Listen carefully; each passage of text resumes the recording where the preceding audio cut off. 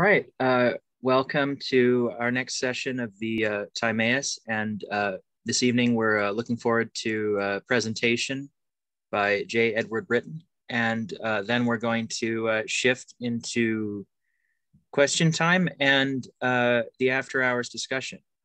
So really looking forward to this. Please go ahead, Edward, if you would. All right. Yeah, absolutely. Thanks so much for having me. Thank you to everybody who decided to show up. This is a bigger group than I thought it would be. I'm so excited, so happy to be. It's such a privilege to be talking about this. A few things before we get started. This is going to be the Francis Cornford translation that I use. So with the Timaeus, since it has geometrical and musical elements to it, those things tend to change between each version. So I was just talking with someone earlier, and his scale in his book looked different than the scale I have in my book. So I decided to notate this sort of thing to avoid any sort of confusion. But I'll be using the Francis Cornford version. And I think we need to start with the question of what is it that we need to recollect about the nature of music based on the passages from the Timaeus, right? Because Plato always taught that whenever we learn things, we're actually remembering things we've always known in our eternal existence with the one. It's just we forgot about them. And so hopefully today we're going to recollect some of those things and remember some of those important things. So I think we have three questions that sort of need to be addressed, or that sort of went through my mind as I was reading this. One is the idea of world soul and intonation, harmonic series, and harmonic symmetry, and how it relates to the Platonist idea of the world soul, which I think is actually very important. Two is basically creating order out of chaos from harmonic systems, which I think is an important lesson that's implied in the Timaeus. And then three is that music has to have an eros. It has to have a love that goes back to the creator that crafted it in the first place. So anytime we create art, we're mimicking the supreme being who also created art itself, and we're giving it back upward toward him, right? So we're going to go through all those things. But I think it's important to start with a few visual concepts. So I'm going to share my screen if that's okay with everybody. Let me just have a second here to get ready so I don't share the wrong screen. All right, can everybody see this? Cool. So what we have here is the harmonic series. And we're going to compare the standard harmonic series in Western classical to the scale of the world soul according to Plato. So let me zoom in here so it's a little bit more clear. All right. So in the version of Plato that I got, this is the scale that's shown. If I wanted to play it, it's kind of difficult because it's so spread apart, but it would sound like this. Can we all hear that? Yeah.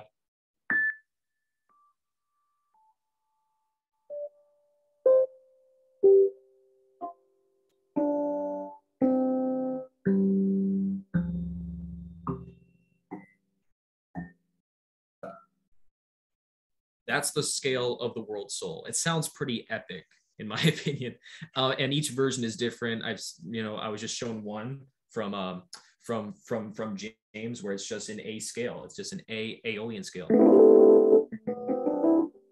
By the way, is that too loud for everyone? No. All right, cool. It's just It's so right. So in the version that I got by Francis Cornford, he actually doesn't descend the scale. He ascends the scale. So it actually, if I were to read it from the book, it would sound like this.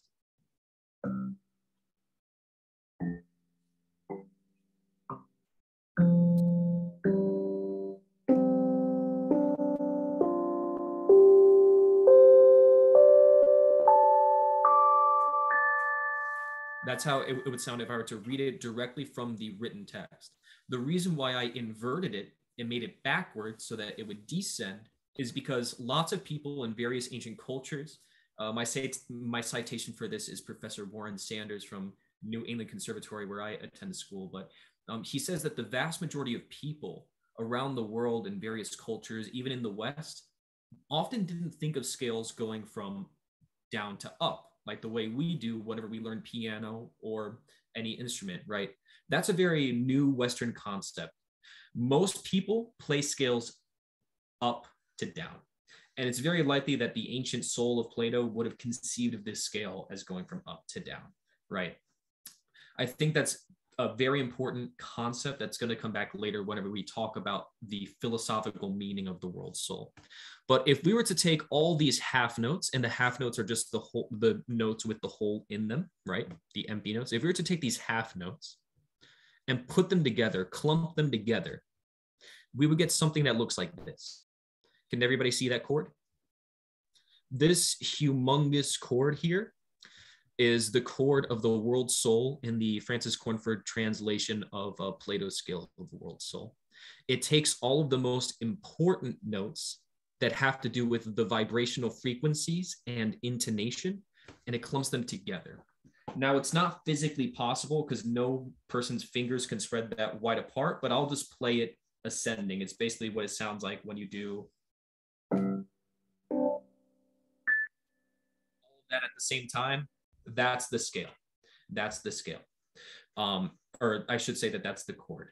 So we're going to come back to that, but let's take a look at the modern day harmonic series. Now, the purpose of both the Timaeus world scale and the modern day harmonic series is that they take the vibrational frequency of the music itself, the pitches itself, and they state that. So have we all seen those sort of computer screens where it shows what sound looks like with the wave? Like there's this sort of wave, right? In mathematics, you can take a wave and you can cut its frequency in half. So let's say you have one wave. Well, you can have two waves in the same span of that one. You can have four waves in the same span of that two. You can have 8 waves in the same span of that 4, right? So on and so forth. And so what Plato's Timaeus scale does is it does that with the fractions from the book. If I were to take this book right here and read off some of the fractions from the scale. Let me find the correct page. Should be around 30 something, but just 1 second, everybody. Sorry about that.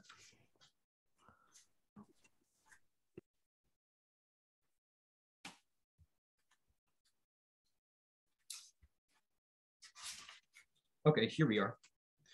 1 4/3, 3/2, 2 8/3, 3 4. Something to note is that all of the whole numbers that Plato was talking about are the half notes here, the ones with the hole in them. That's why they're notated differently in the translation that I have. And they're whole numbers because their vibrational frequencies match up symmetrically with the previous notes. We call that a harmonic series in musical science. And that's what we have today, except we took it to the next level by scientifically looking at all of the strings and all of these sort of pitches we can get and seeing which ones have vibrational frequencies that are evenly divided by each other. So we took the same concept of Plato and we used modern day science to discover the harmonic series. That's going to lead us to a slightly different conclusion, but we're going to find out what they have in common in just a second. I'm going to play this scale. It's much more robust and much more huge. So bear with me, all right? Yeah, it's very deep. Let me put on the piano set.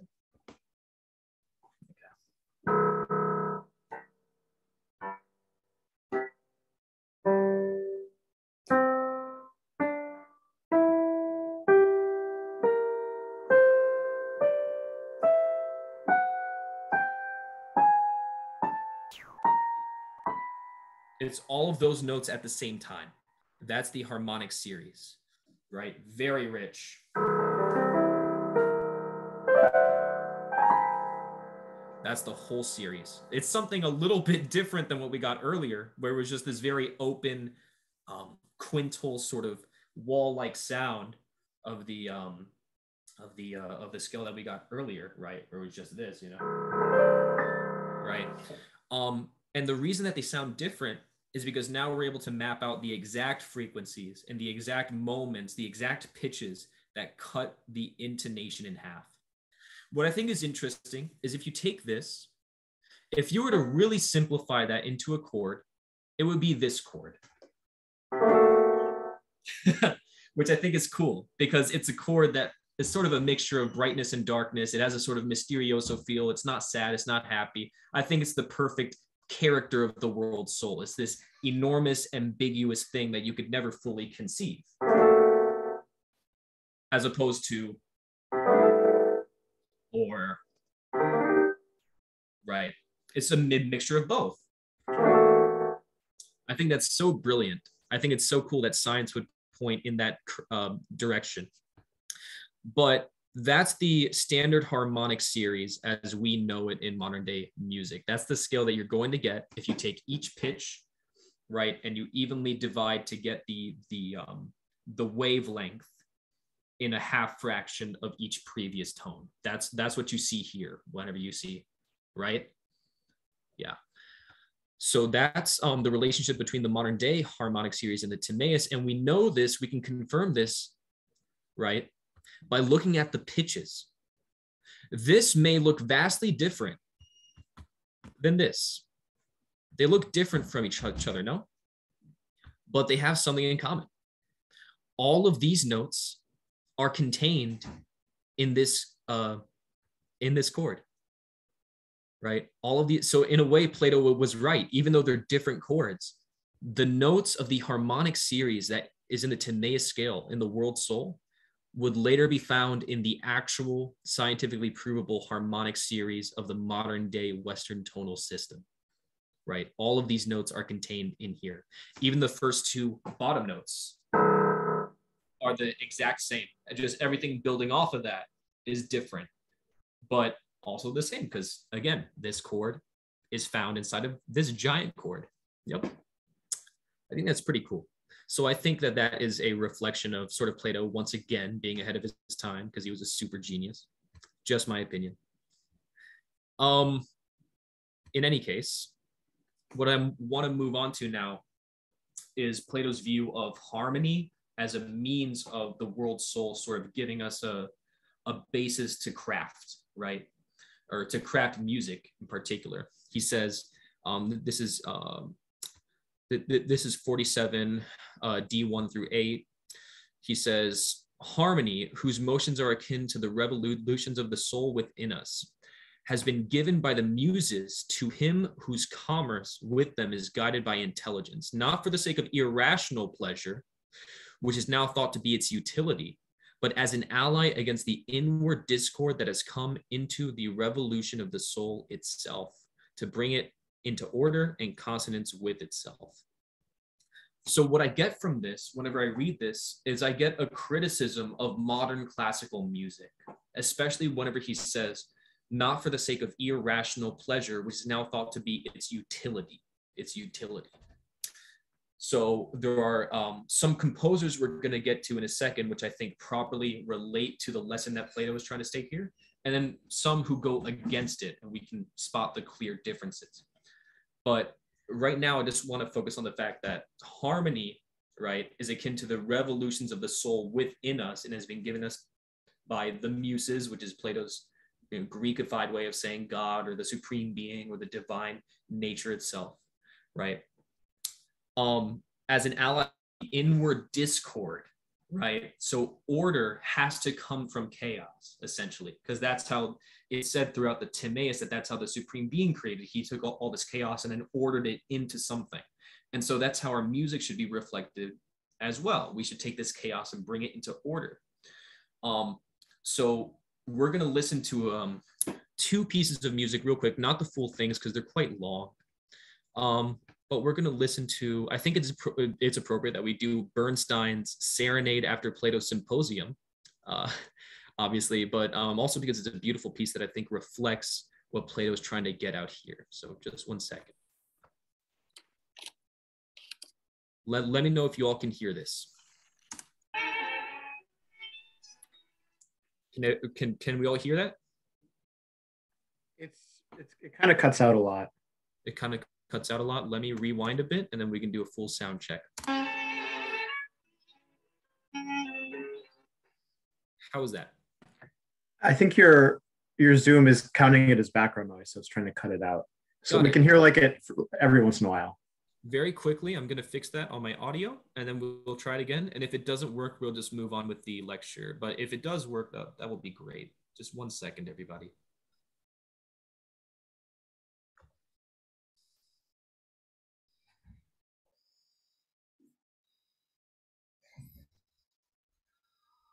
Okay.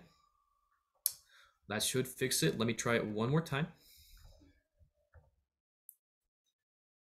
Thank you, Paul. Let's try it again. Oops, where's my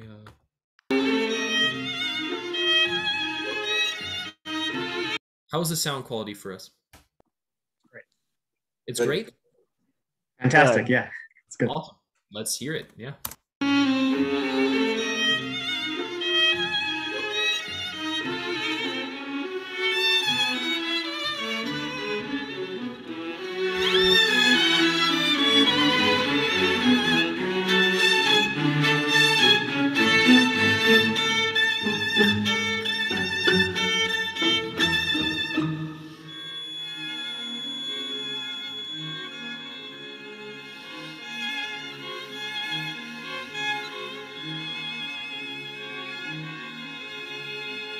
Okay, we're going to talk about this for a second. Very powerful stuff.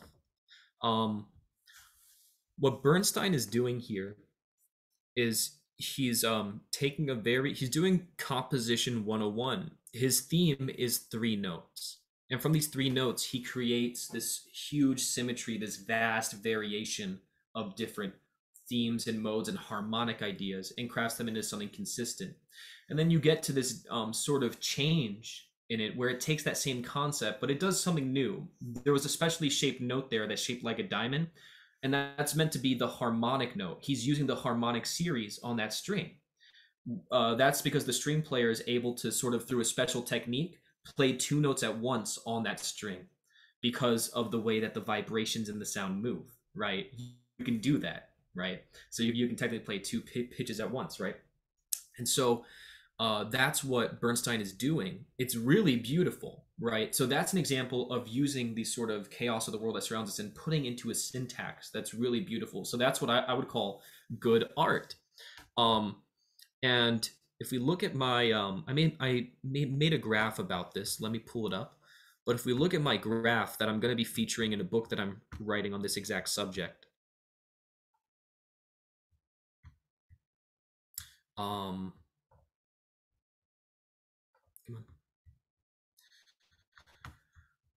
What we see is this sort of graph I made. So this is a graph of what it takes to craft something musically in a way that leads toward the good itself. And it's a way of deciphering what is good music and what is bad, right? So up here we have the good itself. And down here we have the absence of the good itself, or what can be called evil by Plotinus, because Plotinus thought that evil was just the absence of good. Plato thought something very similar. But we have the mastery and pursuit of craft, right? And so in Plato's Republic, in various other works, he talks about the necessity of craft to create something meaningful. So anything that requires craft to create is a form of good art. And art is anything that just requires craft to do. So if the more craft that's put into your art, the closer it is to the good.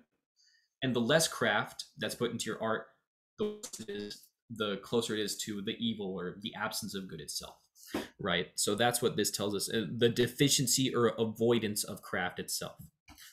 There's a few ways to get to this goal. And I think that the main issue in new music is that new musicians get to this goal purposefully. They purposefully want this, which I think is very evil. I think it's a great evil. The main person who I'm looking to is Pierre Boulez, who is a French composer, mainly prominent from the 1960s to the early 2000s. And he was a modern classical composer. He experimented a lot with his work. And I think the work that best exemplifies what he tried to do was Les Maîtres sans mater. Let me see if I can pull it up here. It should be in one of my tabs here. Which tab? Oh, that's not the one. I can't see that. So anyone who's shared screen knows that if you try to go to the tabs, it doesn't work out well. But I can't find Le Matre. Where'd it go? I could pull it up, but yeah, you'll spot the difference if I pull it up.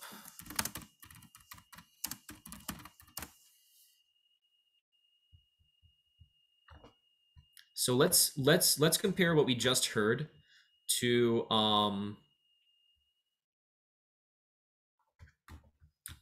this. Let me know if you all can hear it.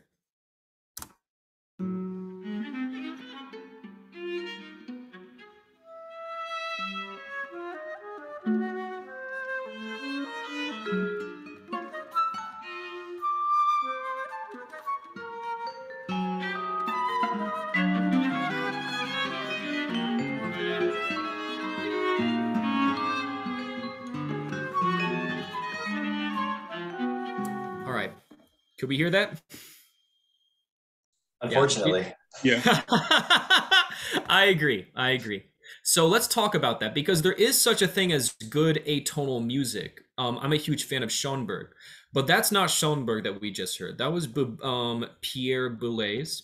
And that particular piece, what he did is he did something very mathematical. I don't have time to explain it here, but basically he used something called a total serialistic panel, or a total serialism, which is the idea that you can organize the notes mathematically, organize the dynamics mathematically, organize the enharmonics mathematically, organize the time signatures mathematically. Everything is organized to a very specific mathematical code, and then you write according to that code.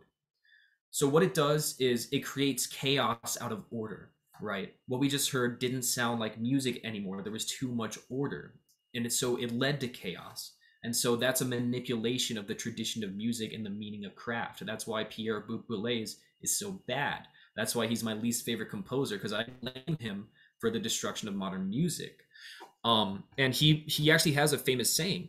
It's funny that I would bring up Bernstein and Boulez in the same presentation, because Pierre Boulez was not recorded to say the words "I love you" in his entire life.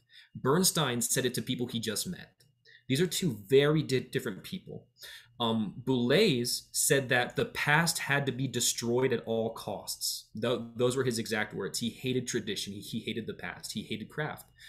Bernstein loved the past. He talked highly of previous composers. He has a very traditional way of writing music that's also very new. It's very neoclassical. And so these guys are polar opposites, and we can hear it in their music. And so I just think that that's so fascinating, because they both exemplify this graph here, right? The good and the absence of good. Boulez has the deficiency and avoidance of craft to go away from the good. Bernstein has the mastery and pursuit of craft to achieve the good, right?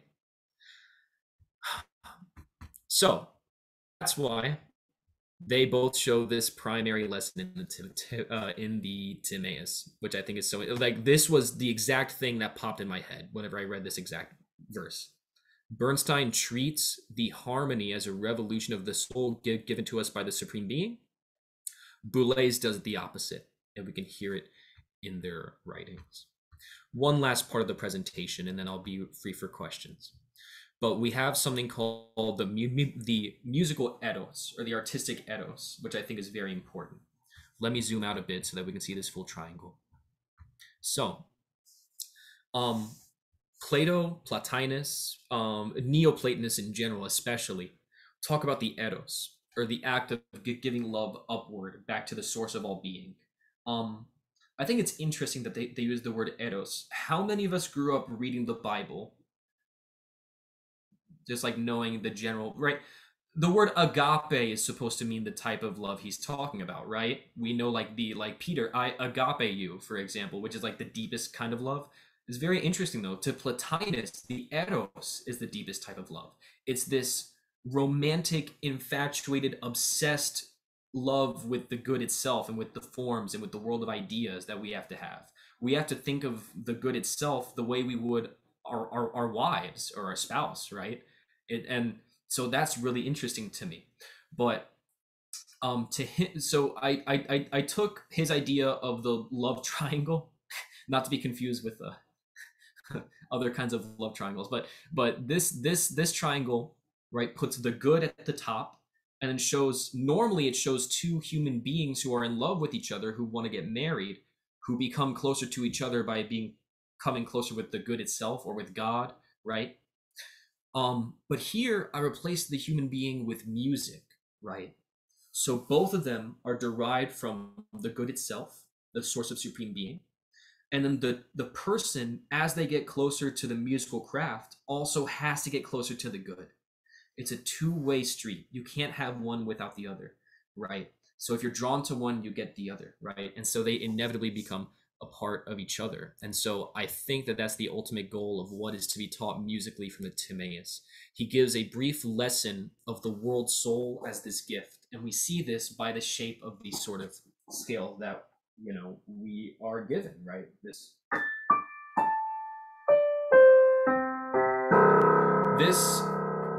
sounds like creation, right? This sounds like a source, like a pinnacle opening up and spreading out into creation. That's why you have to think of it from top to bottom. You can't think of it from bottom up, unless you're doing the act of eros, in which case you are doing it from bottom up, right? Because you're the one giving back the love that you received, right?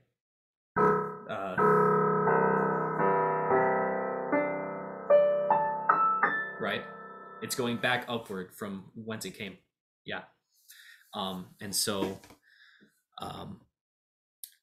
I think that is that's the most beautiful thing we can learn from all this. I think if you take away the emotionality and the spirituality of Plato, you're not doing it justice. It's a religious text, the Timaeus is. I read it with the same fervor I do the Bible and the Quran.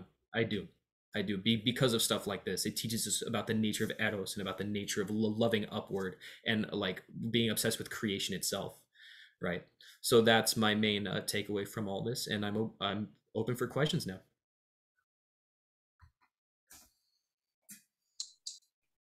So question, when did you first start noticing it, when you were listening to music, that it was like harmonic or disharmonic, and how it made you feel differently, that there was ethics built into the music itself, even without the words? In some way, those are two different questions. Whenever you say harmonic or disharmonic, do you just mean what sounds right and what sounds wrong? Or do you mean like the mathematical frequencies of the like sound waves, like the harmonic series that we talked about? I mean that which brings you to a more peaceful state and a more good state, or a less peaceful, less good state. Well, do you know how like there's a variety of really good foods, but if you're a child, you only want chicken tendies and ice cream? It's sort of like that with music. So you do have to have an open mind, right? So when I first heard Schoenberg, I wasn't open to it. I thought it was trash. But then I realized that Schoenberg is actually doing really good composition. My ears just weren't ready, right? My ears cannot say the same about Boulez, because even though Boulez at first glance looks equally as nonsensical as Schoenberg, Boulez's message, his intent, his art of creating, well, it's just that. It's not an art of creating. It's an act of destruction. He's really trying to destroy the past. He's trying to destroy craft. He believes that music should become mathematical. That's supposed to progress. Like, what makes music any different from math with the way that he's doing it? It's not. There's no soul. His soul has just been completely just torn to pieces from that. I mean, listening to Boulez will do very great damage to your soul. So don't do it. Schoenberg is great if you want to hear new sort of modern expansions on what it means to have harmony and all that. His pieces for the most part are quite good. They go in the correct direction because he doesn't use a mathematical serialistic sort of graph to like he had a 12-tone period, but he just fooled around and went back to his roots, which is trying to create multitonalism, trying to create atonalism in a way that was unexpected but still artistic, still felt organic. So that's the difference between Schoenberg and Boulez, taking it to the extreme. But I loved all sorts of music growing up.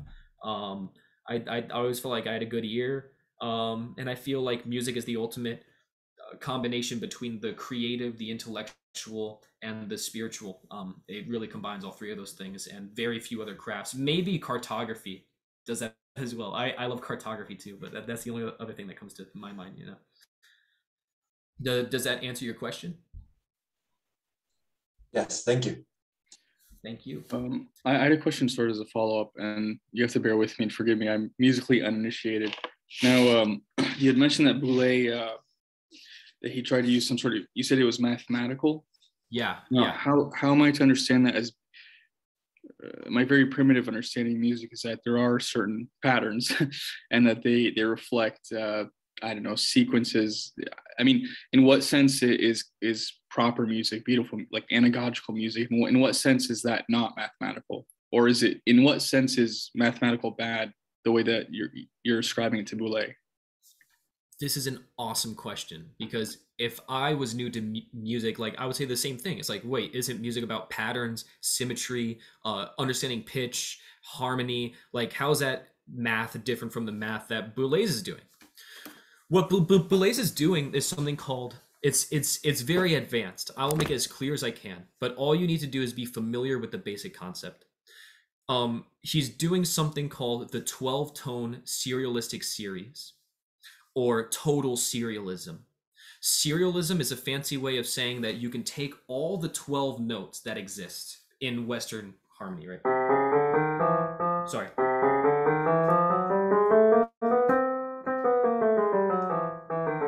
Those are all the 12 tones possible in our Western ear, right? You can take them, you can create random set orders, and then use a quadrant graph to come up with different orders of those random 12 sets to get a predisposed or pre-created melody of your choosing. But it's really not your choosing, because it was just the math doing the work. You just like plotted it into a computer or to a sheet of paper, right? So the notes are there for you. They don't come out organically. They come out through a math equation. You can do the same thing. What made Boulez even worse is that it's one thing to do it with pitches. Okay, maybe you just made it a bit robotic or technical, but you can still make some music out of that. Boulez took that concept and put it with dynamics too, which is just a way of saying soft or loud. So now you can take pianissimo, piano, mezzo piano, mezzo forte, forte, double forte, which are just soft to loud. You can take that and do the same thing, right?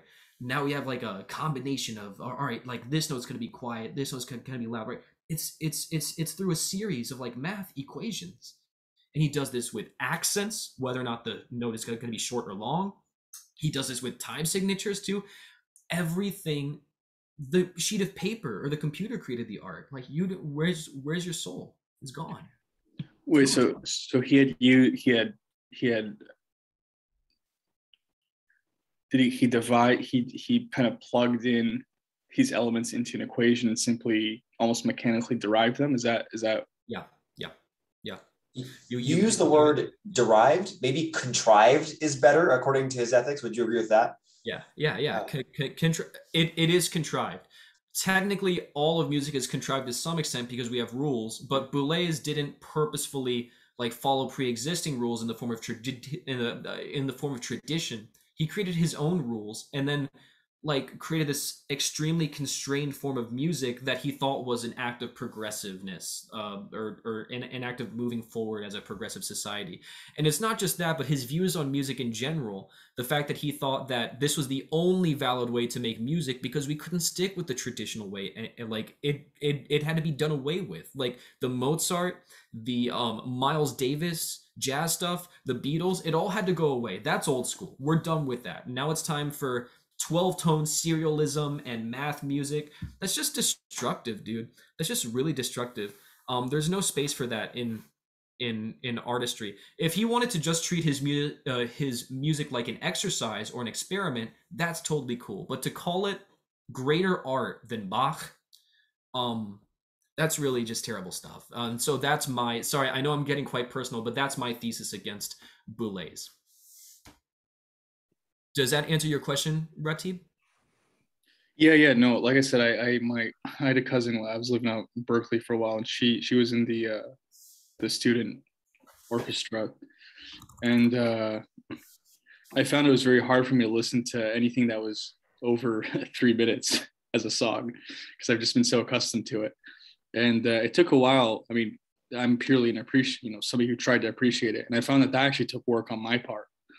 But then I think towards the end, I wouldn't even be able to tell you what it was that was being played, but it was definitely a modern piece. But it was, it was 3 hours of just, desecration. I don't know how else to put it. It was a type of assault. And Mm-hmm. and I spoke to my cousin afterwards, and she told me that was one of the worst things that she had to prepare for, that she's ever had to put on, because it was just so, it's almost a musician has to fight against that impulse. Yeah, it's this obsession with the avant-garde for its own sake is very toxic. It's if your heart is naturally drawn toward the avant-garde, then that's fine. But even then, we have to ask, what made me drawn toward this? Is it just how flashy it is? Is it just because it has all this math, it looks cool, people will be impressed? Or am I doing this because it makes me feel something really deep inside? It makes me want to cry, right? You can't cry to Boulez. You can cry to Chopin and various others. You can't cry to Boulez. I haven't seen it happen. I don't think I will see it happen, because our souls are not designed for that type of stuff. They're designed for the good itself. And so now here's the thing: you can go in the opposite direction.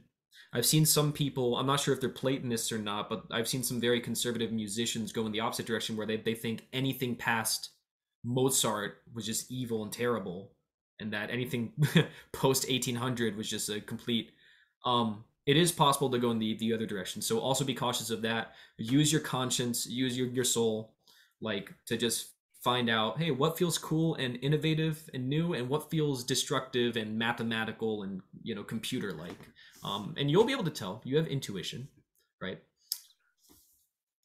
What are your thoughts on, well, no, I'm just wondering, the composition Silence, where it's just a big... John Cage?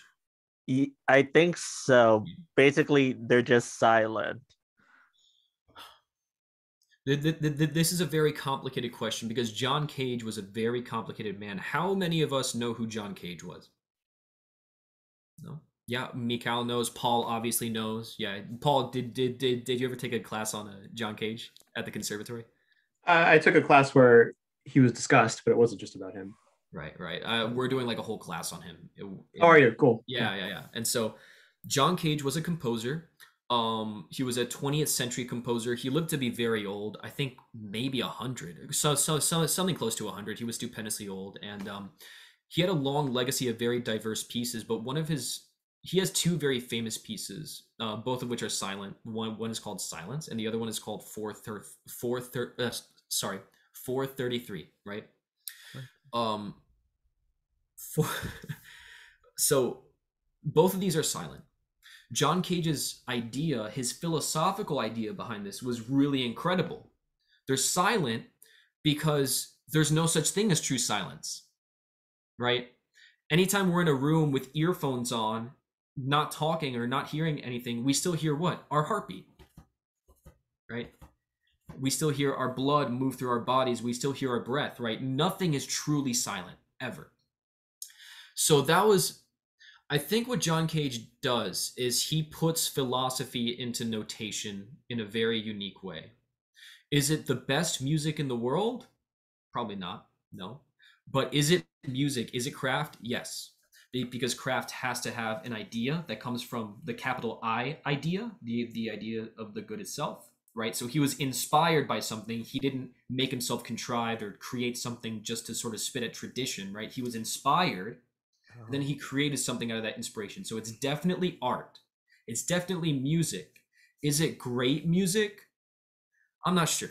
I'm hesitant to call it bad. I'm hesitant to call it good. It's very philosophical. But I wouldn't say it's phenomenal. It's just very deep. It has a deep sort of meaning behind it, but it's not something that's going to make me feel very moved or something I'm going to feel in the depths of my soul. So yes, I have heard that piece. I've heard various other John Cage pieces. He's brilliant, but he's not as beautiful as some of the other composers, but he is very smart. I might have a bit of a strange take on this, but go ahead. I never appreciated John Cage, but since I've had kids, if I heard 433 performed well, I would really, really enjoy it. Yeah, I imagine if you had kids, especially a lot of kids, you want them to learn 433 and make an hour-long version of 433. No, for my senior recital one time, I almost performed 433. I arranged it for bells, and so it says bells and it has a bunch of rests, and it says do it for 4 minutes and 33 seconds. I almost did it, but it was too edgy, and so I was just like, no, I'm not gonna do that. I was also going to say on Schoenberg, I think it's a bit like how people sold me coffee, saying it's it'll grow on you, but there's just no way I'm going to like coffee ever. Frankly, I don't think I'm gonna. I don't. You're think too Schoenberg's British, gonna grow on friend. me. You're too British. It's okay. No, when I think of Schoenberg, I think of Earl Grey because it took me a while to like Earl Grey, but then after times. About surrealism, someone wants to know about surrealism. Muhammad, surrealism. Do you mean the art movement or do you mean the music movement? So I think the way I know something about it is kind of a art movement, and just like you were telling us about John Cage having this very philosophical notion in his and he has a craft, and so in surrealism we have, like, I don't know if you would relate it to postmodern art or something. So my question is, just like John Cage, you say he has a craft, he has some idea. So don't you think that surrealism also has some philosophical notion and idea, and it's a music? Yeah. So for those who don't know, he's saying the word surrealism. Serialism is what I've been talking about for the past hour, but serialism is not what we're going to be talking about right now. Surrealism was an artistic and musical movement of the post-war period that reflected the turbulent times, especially in Europe. Europe was very tumultuous because you had Spain, which is in a civil war. You had France, which is destroyed, right? So the art reflected that, like the melting clocks, the Salvador Dali stuff, the surrealist art. So yeah, Salvador Dali, yep, reflected all of that. I think it's quite good. I love Dali. I think he's brilliant. Just because it's weird doesn't mean it. Like, weirdness is not the category. Like, that's not what makes it good or bad art. Like, there's all sorts of weird, awesome art. Like, I'm super mixture of languages, words. Yeah. So weird is great as long as it has, as long as it comes from the divine world of ideas and you're giving back through the eros and craft. It's always good. Like, again, the things that always make real art and music. Dude, does it come from the world of divine ideas, and are you giving back to the world of divine ideas as gift, right? Right. So I see, like, the whole idea of this of defining music like this, or real music like this, is to connect to some idea or become an idealist. I mean, the absolute idea, or idea with capital I. If your inspiration is, or your philosophical notion is coming through idealism, then it's kind of a real music, and otherwise it's not. Or I'm not getting it. I got two questions at the same time here. So Muhammad, you were the one talking, so I'll address you first. What do you mean by idea? I'm not quite sure what you're saying here. What do you mean by idea? Idea as defined by Plato, the transcendentalism, something. World of ideas. So are you saying that getting an idea from the world of ideas is the same thing as being an idealist? No, being idealist means that saying that something is real only if you can relate it to the world of pure ideas, or abstract ideas, or like transcendental ideas. Got it. So, in my understanding, idealism has to do with whether or not you have a perfect picture of the music that you are trying to achieve, knowing that you can't. I don't think there's anything problematic with that as long as you know that you can never reach the true form of the music that you're trying to create. It's always a shadow of the form. Again, like with most of this stuff, I always go back to the cave. Art is beautiful because it's a shadow, but it's a very beautiful shadow of something we know exists in higher reality or in heaven. So it reminds us of that. And that's the Aristotelian view as well, except Aristotle makes it more like art reminds us of the world around us. Like, Yeah. That's what I was talking about, imitation and imitation of the imitation. So yes. we were, So Aristotle believes that art is imitation. Plato believes yeah. sort of a similar thing, except it goes to the world of ideas. But they're both correct. Whenever I see a picture of a painting of a tree, that painting of a tree reminds me of a real tree, so it's pleasing. But then that real tree is just a shadow of the greatest of all trees that exists in the mind of God, So yeah, yeah. That's they're both right. So they are both okay. That was my question. Thank you so much. Thank you. Lorenzo, sorry I misspelled your name, but I wanted you to ask your question so that we could all hear it. Oh no, I was just thinking about what you said with regards to, well, it seems like music is beautiful if the idea which motivated the music or the intention is beautiful, is based on the true, the good, the beautiful. Otherwise, it's just ugly anarchist shiitake, basically. Shiitake, I agree. So I use an analogy with this sort of thing: intent versus impact, or intent versus outcome. Let's say you're taking a beautiful girl out on a date, and you have two options. You can either treat her very well, take her out, be very sweet, be very polite and gentlemanly, and then you end the night there and just plan a second date. Or you could just have sex with her and then just never call her again. Okay, well, the outcomes are very different, right? And one of those is very lustful and like wrong, right? And the other one is more virtuous and just. But let's say that in the first scenario, where I'm taking her out and doing nice things, the intent in the back of my head is, oh man, I'm doing all these things because I can't wait to sleep with her and just have my way. It's like, yeah, like then the intent does matter, even though the outcome's different. It's not always just one or the other. Both of these things matter, right?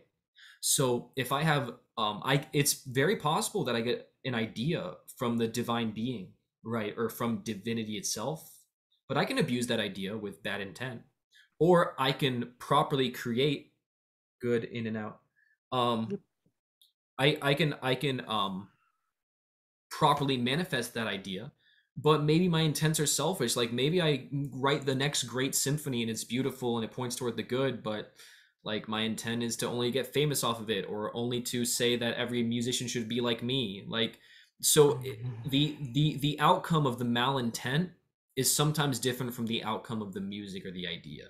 So we have to ask, okay, Boulez, his intent was certainly evil, but his intent is proof that the idea did not come from him, right? Sorry, that the idea came from him and not from the world of ideas, which is very evil. I mean, like in all these religions, hubris is like the ancient sin, right? That's really the sin of hubris that he's doing. He's creating this new. He's throwing out the old. He's throwing out the world of ideas that we've all participated in, and he's creating his own world, his own future. This is me. It's about me, right? It's very selfish stuff. I think the intent can be sensed in his music, because whenever you have that intent when you're writing, it's very present in the music that you put out. And so that's what happens with Boulez. You can hear it in the music. This is not normal. This seems weird. This seems different. Well, it's because it's not from God, it's from him. Boom. That's why. I had a question that I don't know if it's particularly relevant to your presentation, but I'd like to get your ideas on it. Do you think that, given the age we live in, for all the problems that it has, do you think there's something to be said for the production of, well, to put it as a non-artist, I think I can safely say there's a lot of art being produced by non-artists. Now, do you think that could serve a role, in a sense, in the way that we can know beauty by its not that we know beauty, but in a way there's dialectic between things which are obscene and the holy. So I don't know if, I don't really have a question as much as I always kind of think to myself that there are things that we do encounter. And I think maybe the plays, the tragedies, or even Shakespeare, you do see very diabolical characters, very wicked characters. And you have Iago, you have, who else would there be in Shakespeare? I mean, Iago stands out as a very sinister character, but he's written quite beautifully. So I think that in my mind, I've been trying to separate. I mean, as I read certain things, I mean, I'm more inclined to literature and poetry than music. But do you think there's something? To me, there seems to be a very subtle distinction between evil and kind of base characteristics and vice and ugliness portrayed beautifully, if that makes sense. And then, what we tend to get today, which is sort of attempts at either just to be edgy or attempts at beauty that are fundamentally corrupt and lacking. So I don't know. Yes. So it's not much of a question, but I do sometimes wonder if you kind of sometimes need that underbelly in our modern age of sort of ugliness to kind of wake you up, because in the Republic you have, I believe that the ascent through the sciences begins with man's apprehension of this kind of opposition between generation and corruption, that things are changing, things undergo decay, and so that's what kind of wakes us up from a type of heedlessness to go seek the beautiful. So I don't know if it's much of a question, but I wonder if you ever sort of think of that as somebody who's heavily involved in music, and I take it that you must. I mean, I don't know. Do you, maybe you mentioned it earlier, but do you compose? I mean, do you? I'm a composer. Yeah. So do you see, when you come across some ugly compositions, when you come across something which you would kind of just say, oh, that's, not only is that something ugly that I can feel viscerally, but I can articulate why it's ugly or why it's lacking. Do you think that for somebody like me, who's sort of a commoner with respect to music, do you think it can serve in some ways? It has a type of, it's dangerous, but it can serve a role in kind of pushing people, waking them up from like, wow, look, this is what you're sunken into, and go seek things that are. Sorry, go ahead. Like, go seek things that are beautiful. Now I know for a lot of people, it doesn't work like that. You get so habituated to what you're exposed to. But I do sometimes wonder if there might be some component of that, basically of knowing beauty or knowing beauty in some ways indirectly to the lack of it. What you're displaying is a big problem that we have. The only people who get desensitized to the type of music that I'm talking about are the intellectual crowds. If you're a student at a conservatory or a teacher at one, or if you teach music at a college, you're listening to Boulez and you're becoming desensitized to it. Boulez was not written for the masses. There's not groups of 10,000 people who come to hear him. You could say the opposite about Bach. Of course, Bach is eternal because he's a genius. And various other composers too, like Debussy, Ravel, who write beautiful stuff long after Bach. So if we have a societal default toward the good, and the vast majority of people are too afraid to even know whether or not what they're listening to is good or not, it's probably not good. If I put Boulez on a giant speaker to 100 non-musicians and ask them, do you like this? They would all either say no, or I don't know, or I'm too afraid to answer. That's a sign that it's not just by default not good for your soul. Now, like, how do we know the difference between really robust, advanced art that is good and just terrible art that is just that creates chaos out of order? Because if I did the same thing with Schoenberg, right, you might get the same reaction, right? Well, that's a difficult question to answer, and I'm still not quite sure how to answer it. But the other part that you talked about was in various cultural phenomenon and like art pieces, we tend to toe a middle line with how we portray good and evil, right? What I'm thinking about is Jonah Goldberg's book Suicide of the West, where he talks about how that's primarily a result of romanticism. There's a whole chapter on it, but Walter White from Breaking Bad? Yeah, like one of the most famous TV shows ever. He's a great character. I love watching that guy, and I would root for him to just do the most evil thing, right? So, but that's not what the show's about. It's not about him doing the evil thing. It's about how the writers tricked you into wanting that to happen, and the lesson, the self-analysis that occurs from that. So it's actually a good, because it shows you how easy it is to walk toward the path of evil. I think that's the same thing with a lot of these anti-heroes and like villains who we root for in lots of art. It's actually a cautionary tale. That's why we love it, because we would never do it, but it's interesting to be in the mind of someone who is doing it, right? So that was like more toward the first part of your question. But with the second part, I don't know how you teach people to draw the line between really advanced music that's good and advanced music that's bad.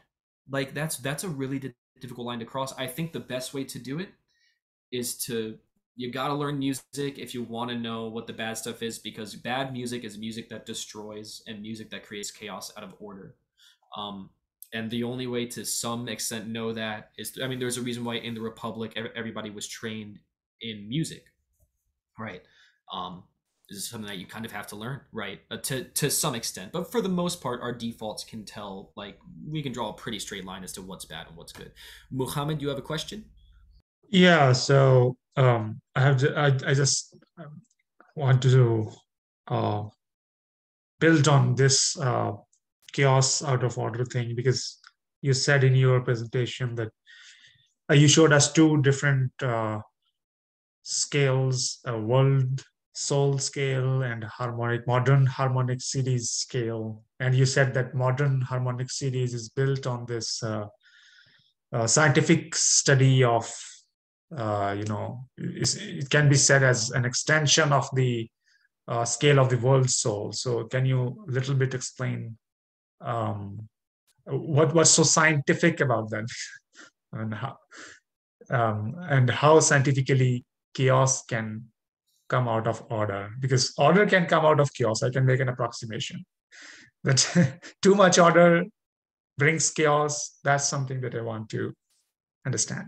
A great question. This actually has two parts. One, whenever I use the words order from chaos, or sorry, chaos from order, I'm not talking about the harmonic series. That's a different part of the lecture. I'm talking about Boulez and his serialistic, very mathematical approach to all things music as a form of progression of the arts. So it's this guy who's chaos out of order, right? That's why I even put it here, right? But the harmonic series here, right? It's very orderly, I agree, and it's very, very scientific, but you would never make music out of this. I can think of as the chord I was talking about that kind of comes from this, scale, right? That's the only thing I can think of that's musical that comes from this. But it gets to a point where this is a lesson in how to tune your instrument and just intonation, which is something that Plato invented that we use to this day. Just intonation is the type of intonation that modern day instruments tune to. And is it equal temperament? Equal temperament is the other kind, which is less common, right? And there's all sorts of math behind that. But that's why this is such a mathematical process here, right? It's trying to find out, how should we tune, right? The harmonic series is a masterclass in how should we tune. And something very special that I forgot, I wanted to put this in my lecture, but I forgot. Last time we were talking about the significance of 4 in Plato's Timaeus. He starts with 3 guests, and then the number of 3 is categorized as being very important whenever they're talking about geometry and triangles, right? But then 4 is made important later on whenever they're talking about squares, and they combine the triangles into 4 triangles to make a square, so on and so forth, right? In this scale, in this harmonic series, the only thing that isn't in it that's too far away from the root to even be considered remotely a part of this series, like, it's way out there. It's way out there. We're talking, if we had lines way up here, right, we would have it, is the 4th, right? Because if music is just, you take a pitch and you count upward, right? 1, 2, 3, 4, 5, 6, 7, 8, 9, 10, right? The harmonic series just sort of spreads that out. 1, 5, 1, 5, 1, 3, 5, 5, Sev, 1, 2, 3, sharp 11, 13, right? So you're counting off all these numbers in relation to the first one, to 1, except for 4. Do you know why? Because 4 has a tendency to resolve. It's not a resolutional, it's the only tone in the series that's not resolutional, right?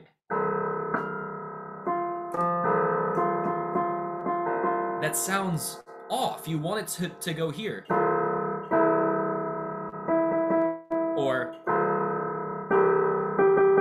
But keeping it there on its own, 4, right? It's so far off from the beginning of the harmonic series. Like, it's so difficult to tune. It's like the hardest note to tune. It's like the difference, like, so I think that's so interesting how that's also in the Timaeus. But that's the reason why we have things like this, like the series, is not to do anything musical with it, but to tune and to know how tuning works.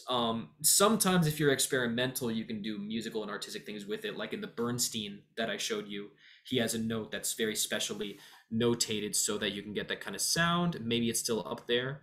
Yes, these notes, do you see how they're very specially notated? They're like diamonds, right? These guys, they look like diamonds, right? Yeah, that's because they're part of the harmonic sort of, they're playing 2 notes at once using the harmonic series, because this note on top tunes perfectly with a neighbor note. And if you play it correctly, you get the neighbor note playing at the same time secretly with this note because of the vibrations, right? So that's the purpose of the series. It's not to do anything, necessarily musical in its own. Does that answer the question? Yeah, I'm trying to make sense of it. It reminds me, my advisor, I was, solving this problem of superconductivity, and I was developing very beautiful mathematical equations. And I went to my advisor and he said, "What are you doing?" And I'm just solving, mathematical equations. He said, "We don't need that. You just need a little bit of algebra to solve this problem. Why are you, going this way? And you just need to tune this, Yeah, you need exactly. this much algebra so that you get yourself tuned with this formalism, and then you just go to the problem and solve it." Yeah. Yeah. Yeah, it's there to solve a problem. Exactly. Solve the problem. Yeah, exactly. Yeah. Thank you. But you won't find me writing a tune that sounds like this. Like, no, that's not good. Like, I don't know. That's weird. Yeah.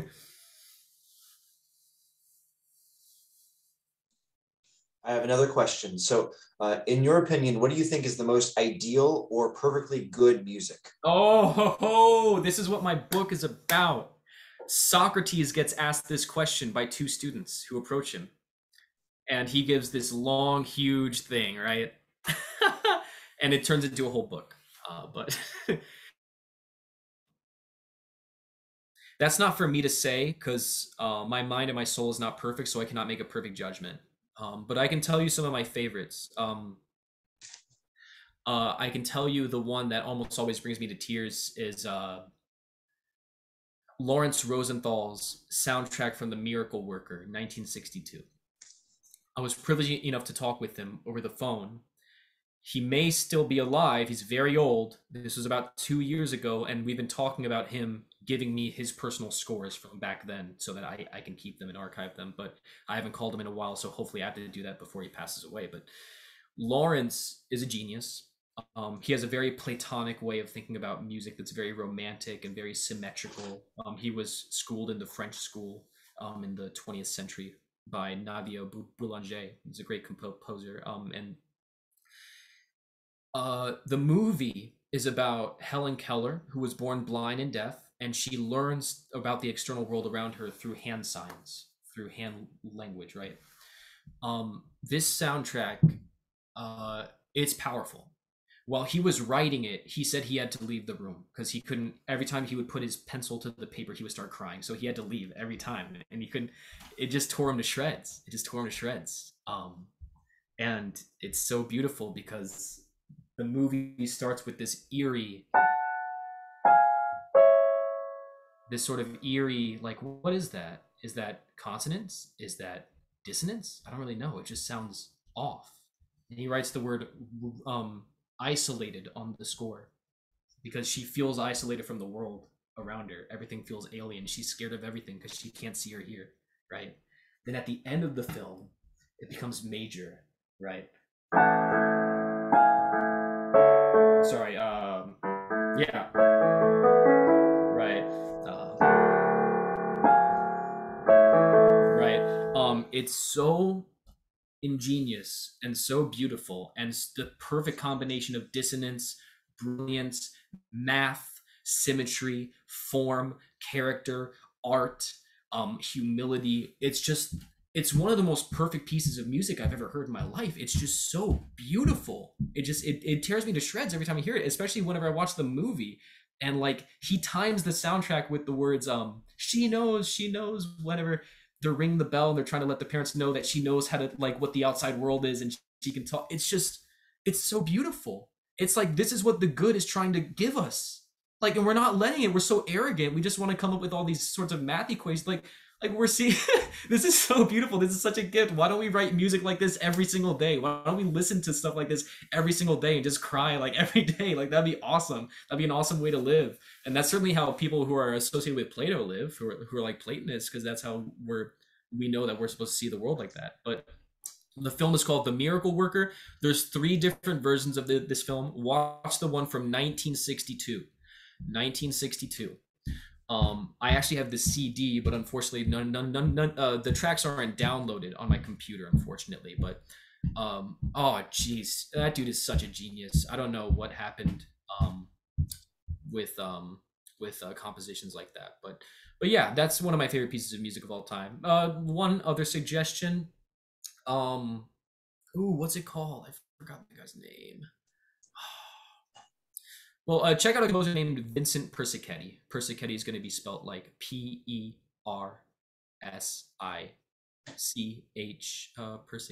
Etti. He's Italian. Vincent Persichetti. Great composer. I love the 20th century. I think the early 20th century is the perfect combination between this sort of mathematical, surrealist, out there sort of new age sort of thing and the tradition of Western tonal harmony. It's the perfect spot. It's so beautiful. Yeah, but again, my opinion is not perfect. No one can know what the best music is. We can only try. But I appreciate the opinion or the question. That's my opinion. That's your question. Could I just ask you slightly off topic, but what do you think of Henry Purcell? Oh, Henry Purcell, I have heard of him. Oh, shucks. There's what did he do? Hold on, wait. He did a lot. I mean, I just found him on YouTube a couple years ago, and there's a piece by him that's I don't, and like I said, I don't listen to a lot of good music. I listen to a lot of bad music, but there's a song by him, or it's a section, I think. He did Dido and Aeneas, I think.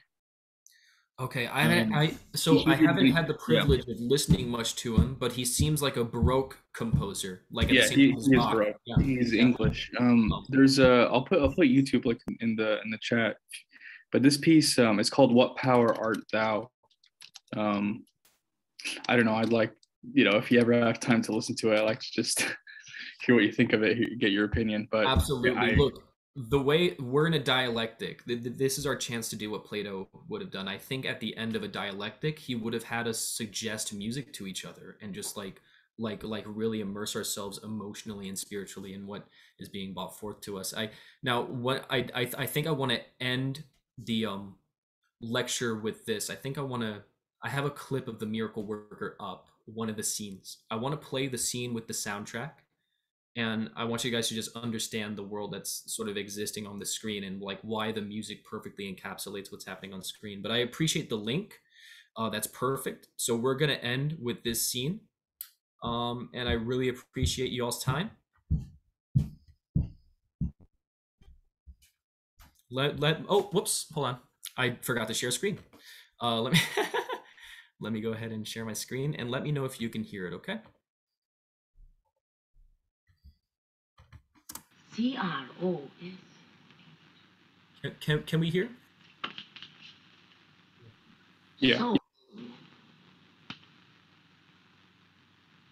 sewing, it has a name, and sewing isn't it? E-G-G.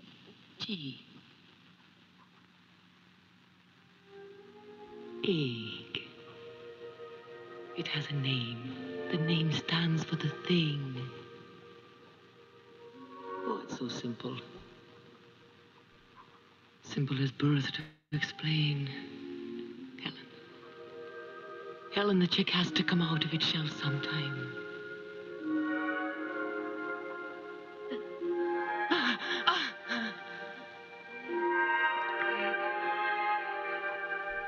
You come out too.